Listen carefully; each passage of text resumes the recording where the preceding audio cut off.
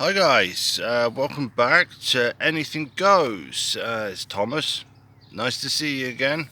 Glad you came back. Right, so as I told you yesterday, that we would be discussing homelessness, and that is what we're going to talk about today. Um, Basically, as I told you in my introduction, we are homeless. We have been now for almost going on 3 years. Um, What I'd like to do in this video is talk to you about how it got to that stage and potentially give you some advice about what to do, God forbid, if that ever did come in your life. So firstly, I thought I'd explain why and how. Um, so, I moved out when I was 19 with my girlfriend at the time, who's now my wife. Uh, we we got a house, which was rented, and basically started out with absolutely nothing. Now, the problem with myself is that I knew nothing of life, nothing at all. Didn't know about cleaning, cooking, uh, especially money. Money was the key thing for me. About paying bills. Sounds stupid because bills need to be paid, but I would get store credit cards eventually. Not a good thing. Well, not for me anyway. Um, I was earning money. I had a job, not a great one, but money's money. And basically, I brought my family what we needed. We had nothing, like literally nothing. Came into that house bare. Started to build things up, and bills will come in: the gas, the water, the electric, the internet, and I obviously need to pay these things because without paying them, they get switched off. Um, even saw it with the electric. For example, it was on a quarterly bill, and 3 months down the line, the bill came in and went, "Whoa, how am I going to pay that?" Because I didn't put money to the side. My wife always told me, "This is what you do." Didn't listen because I knew best. Um, then I had to go to meter, prepaid. That was easier for us, well, for me to say the least. Um, but stuff like the store credit, and things that needed to be paid off, that was getting, not great. I was getting to the point where things started to build up, and when they were building up, I obviously was getting letters. You've been late, you need to pay. And it got to the point where there were letters every single day. And I, be honest, I started to panic. And what I thought I would do is, if I just, these letters, hide them, um, the problem will go away. It's stupid, but that's what I thought.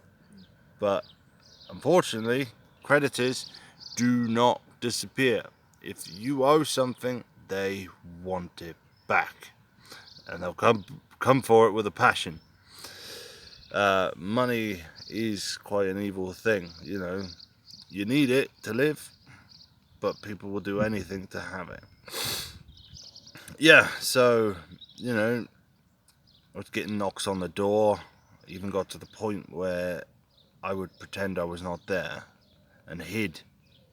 You know, I I'll be honest with you. I even it got to the point where it was panic attacks when I was knocking on the door. Oh my God, what does it want? Who is it? Please leave me alone. Um, but yeah, I mean, then the same thing kind of happened with the rent, and the rent got more expensive.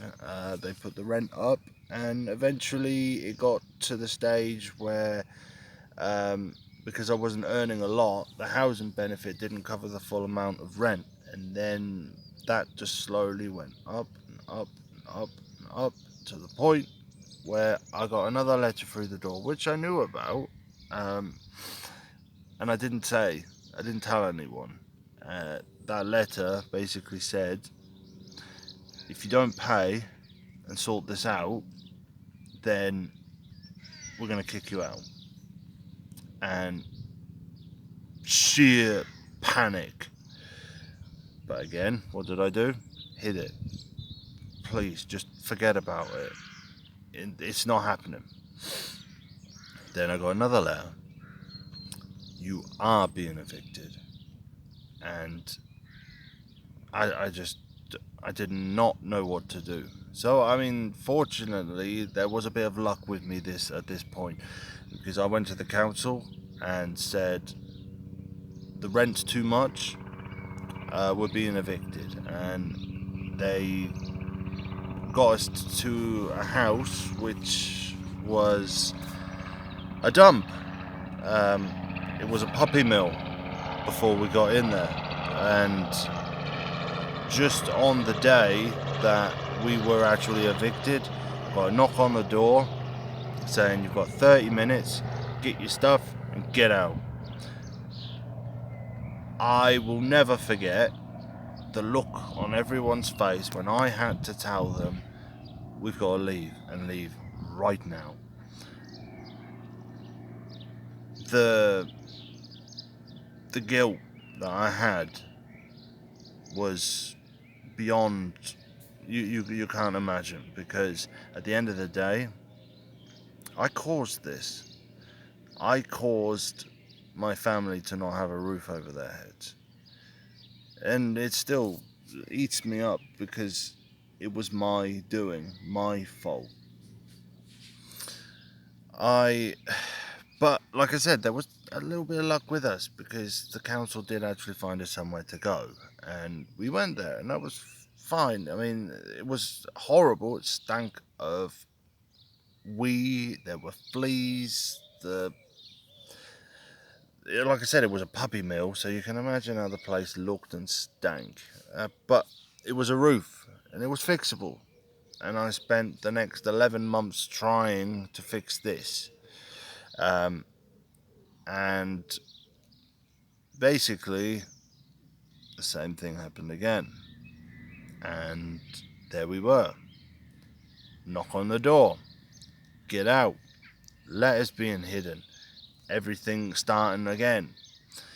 But the point, there was a little bit more to it than that, because I had actually paid the rent, and at some point I wasn't able to pay the rent because the system wasn't working properly. But that's neither here nor there, because it's happened. But the point being is that we were then told again to leave, and at that point is where things went mad, because we'd never been through, because at least at that point we had somewhere to go. This time we didn't. And we were told that we're going to have to go to hotels, bed and breakfast. Uh, I mean, I remember the first night. I went to court saying, look, I had actually spoken to you lot and said, look, I want to fix this. I want to be able to stay. I've tried to pay the rent. This isn't all my doing here. The court had actually said to me, oh, don't worry, if you just spend one night in a hotel,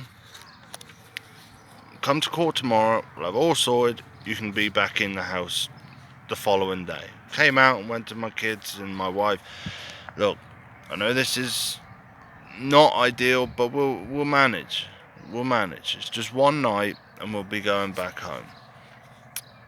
We were told that we were going to a bed and breakfast thing, and because we got dogs, let me just show you.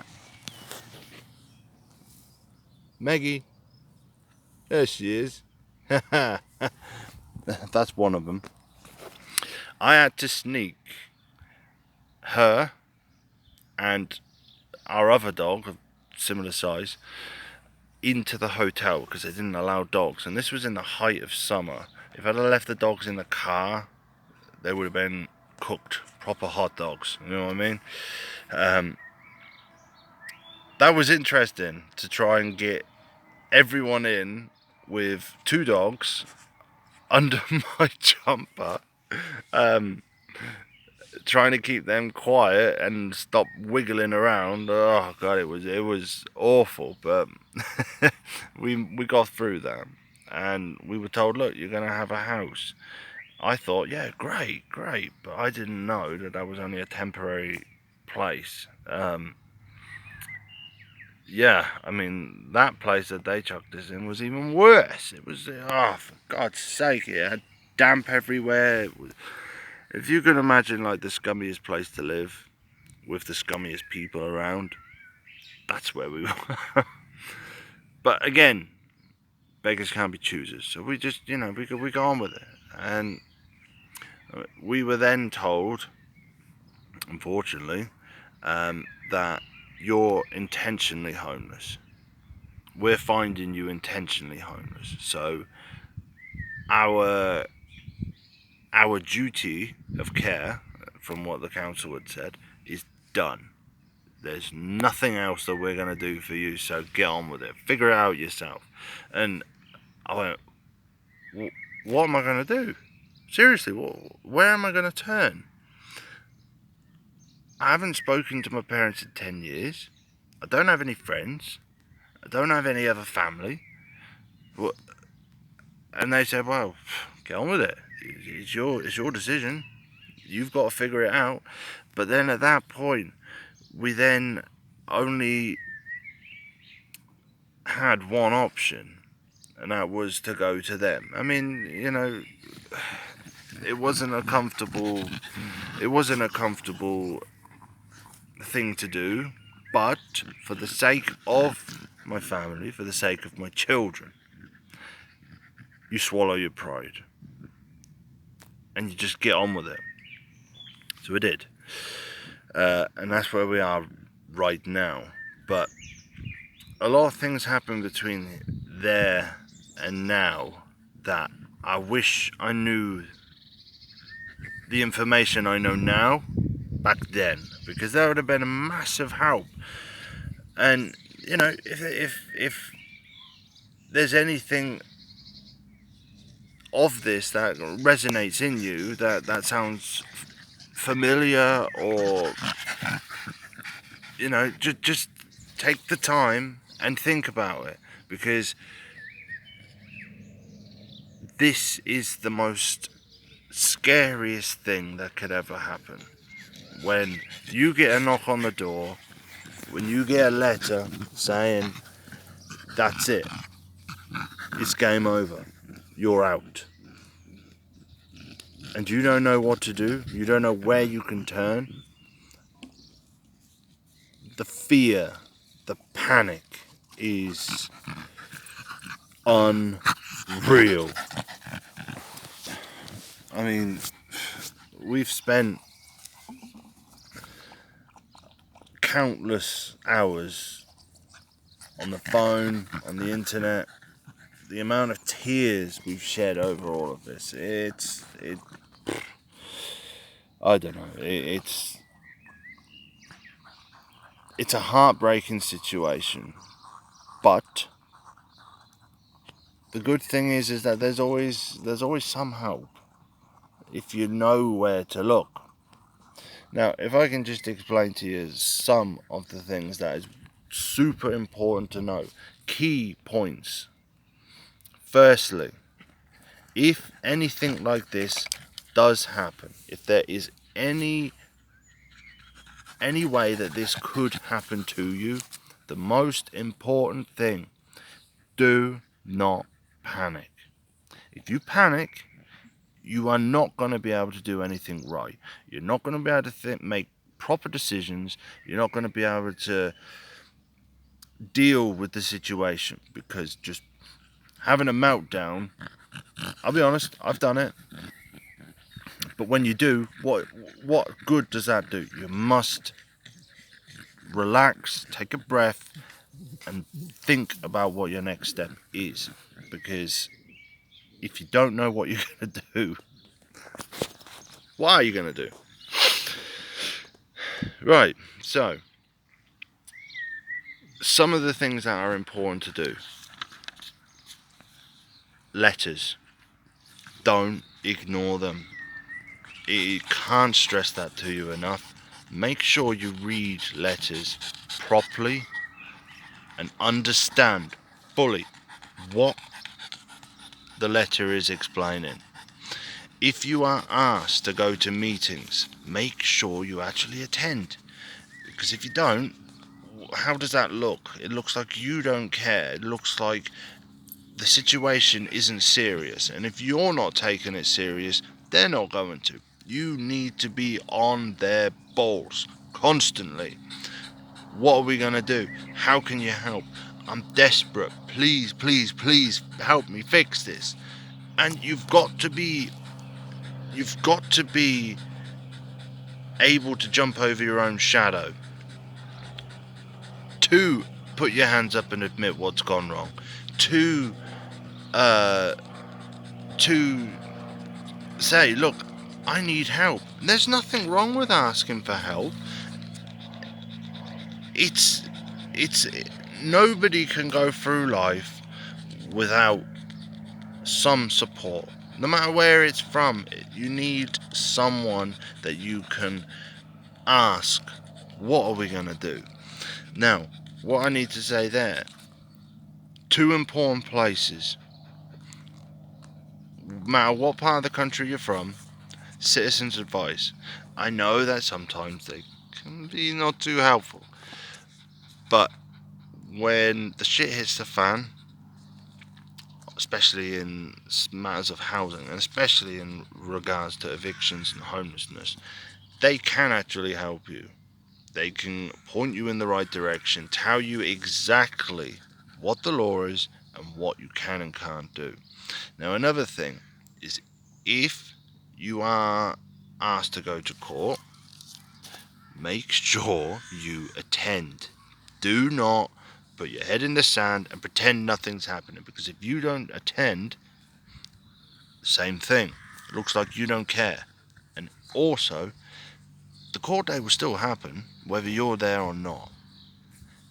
And if you're not there, Mr. or Mrs. Judge is going to just sit there thinking, well, if you don't care, then why should we? All in favour to the person that's wanting you out. Council, private, makes no difference. Now, some of the other things. If you do need to go to court, community law, or whatever they call it in your part of the country, but it's important because you do need to have some sort of representation when you actually are in there, because I didn't, and I wish I did, because I don't know the law. I don't know the ins and outs. I just went in begging and pleading for my family's safety, which didn't really help, because now look,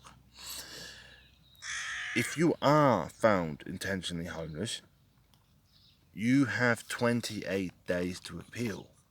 I wasn't aware of that. And if I was aware of that, I would have, because I had a right to do so. But because those 28 days had come and gone, even though I had something to say, hang on a second, didn't matter. No one cared. That was it. Tough. Brilliant. Thanks a lot for that. Yeah, so you've got to make sure that you have some sort of representation when you are there. Another thing, if it's through a letting agency, a private person, or even the council or a housing association, if you get the first letter saying, we want you out, speak to them. Most of the time, there is a way around it, unless you're a complete knobhead and you're, having parties every night, police knocking on your door all the time and drugs and alcohol there, then, no, but if it's to do with money, then, there's always a way. As long as you're willing to show them that you'll do something, then most of the time it can be done. Another thing, if there are children involved, always, I cannot stress this enough to you because I love my kids so much, I can't explain it, but make sure that you think of them. Always think of them first. I know it may sound silly to say it like this because everyone would go, of course I think of my kids first. But not everyone really, truly does. To go 100% without, to make sure that they can have. To put their welfare above everything else is the most important. Because if you are in this position, if you could possibly even be found intentionally, or you are found intentionally, I'm telling you, social services will be informed. Now, granted, that didn't even happen to me. They left us alone because I'm not a bad parent. I love my kids. And no one can tell me differently. No one can deny the fact that my kids are loved, well looked after, cared for. They are put on a pedestal because they are that important to me. And that was that. They went, yeah, fine. Look, okay, you have made mistakes. You're trying to fix it, because I was proactively trying to fix it and still am. And that was that. But you've got to remember that these people won't leave you alone. And it's scary, because the thought of actually losing them, it's like someone is ripping your heart out, but constantly. You must, if you do truly love your kids, think of them, please. Right. Another thing, when it comes to the idea, even the name, homeless. When you think of a homeless person, you think of people sleeping on the streets, sleeping in doorways and by the shops, drinking it up all day, drug users, the lowest, the bottom of the rung. But that's not always the case. Yeah, some people do it to themselves. Some people don't really care. But I'm telling you, especially with what's happened with COVID, the amount of people that have lost their jobs, been put on furlough, with the ban that there was on eviction during COVID, the courts are inundated with the so many applications for eviction. It can happen to anyone. So don't feel ashamed if that does happen to you. Because it can. It can happen to really anyone. So you've got nothing to feel ashamed about if this happens to you. I can only reiterate myself with saying that it is super major important to don't panic. Think, take a moment, make a plan, read your letters properly, speak to the people involved, think of your kids if you have them, Think of your partner because it affects everyone. Don't put your head in the sand because it won't disappear. It will only get worse and worse until you've got nowhere to turn and you're on your own. And now that is scary. What's also important is there are also charities out there that can help other than citizens advice and community law, because they're a different entity altogether. What I'm on about is there are two charities that I'm aware of. Firstly, Shelter. I'm sure we've all heard of that. We see the adverts every Christmas. Please donate money to support people that are in need. It's important to contact them because they themselves know places to turn. They can point you in directions of landlords, private landlords that might accept people in situations like ourselves. And Crisis, just the same. They're a charity that help homeless people out. Personally, I contacted both and promise, and nothing. Nothing came of it because, I mean, as you can see, I'm still in this position right now. But it's a scary place to be. We're starting to rebuild our lives. I mean, saying that, talking about rebuilding our lives, and the clouds are breaking and blue skies appear. No, we are starting to rebuild our lives. We've always been fortunate, I guess. It feels like there has been at least some luck on my side, some luck on my family's side. We must have some kind of guardian angel somewhere. Keep your faith, keep your chin up, and everything will be fine as long as you work with these people. Because if you don't, if you just put your head in the sand, again, I said it, but you've got to work with them. Yeah, so that's one side of it. That's my side of my own experience of what we've been through, what we are going through, and hopefully, touch wood, we'll be out of it soon. Now, as I told you before, make sure you click on the subscribe button. Make sure you leave a comment because we want to keep carrying on with this.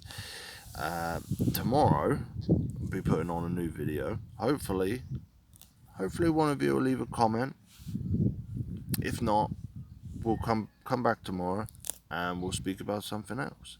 Something maybe you want to speak about, we'll do. As I said at the beginning, we always do any subject. Nothing's out of bounds. No shame involved in this place. Remember, God loves you. There are people out there that still love you. I love you. Anything goes. Leave a comment. Click subscribe. Come on, you can do it. Just messing.